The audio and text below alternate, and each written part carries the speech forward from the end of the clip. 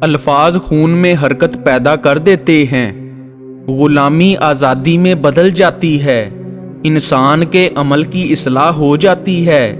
کسی معاشرے میں استعمال ہونے والے الفاظ کا بغور مطالعہ کرنے سے اس معاشرے کا اخلاقی معیار واضح ہو جاتا ہے۔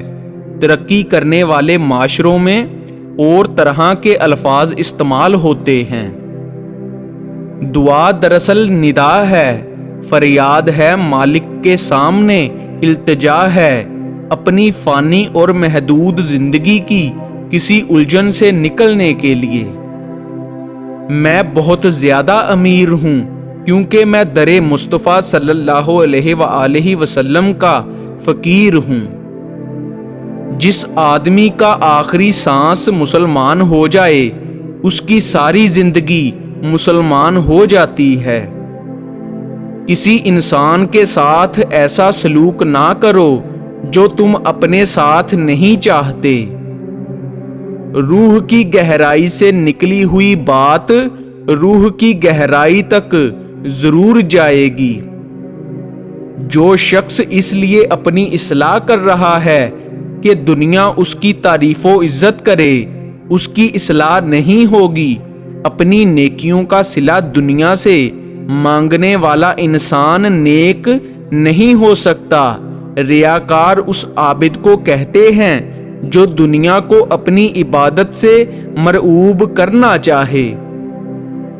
آپ لوگ غور کریں کہ اللہ تعالیٰ نے اتنی دنیا پیدا فرمائی ہے اور صرف ایک ذات صلی اللہ علیہ وسلم پر درود بھیجتا جا رہا ہے۔ قبول کرنے سے پہلے جو مرضی تحقیق کرو، مگر جب قبول کر لیا تو نبھا جانا ہی کمال ہے۔ وہ تکلیف جو کسی گناہ کے دم سے آئے یہ سزا کہلاتی ہے، اور وہ تکلیف جو کسی وجہ کے بغیر آئی ہے وہ آپ کی کتنی ہی سال کی عبادت کی کمی کو پورا کر جاتی ہے۔ ان لوگوں کے قریب رہو جو تمہارے دل میں اللہ کی محبت کو تیز کریں، ان پر اللہ کا انعام ہے۔ دوست وہ ہے جو غم کو کم کر دے اور خوشی کو زیادہ۔ نفرت کفر کے ساتھ ہے، کافر کے ساتھ نہیں۔ اللہ کے نام کی عبادت اللہ کے حبیب صلی اللہ علیہ وسلم کے کہنے پر کرو۔ جب یہ دونوں محبتیں آپ کو سمجھ آ گئیں تو پھر آپ کی عبادت کا نام شریعت ہے۔ مستقبل کے بارے میں اس وقت غور کرو جب تم اللہ کی رحمت پر بھروسہ کرنا جانتے ہو، ورنہ غور نہ کرنا کیونکہ ایمان چلا جائے گا۔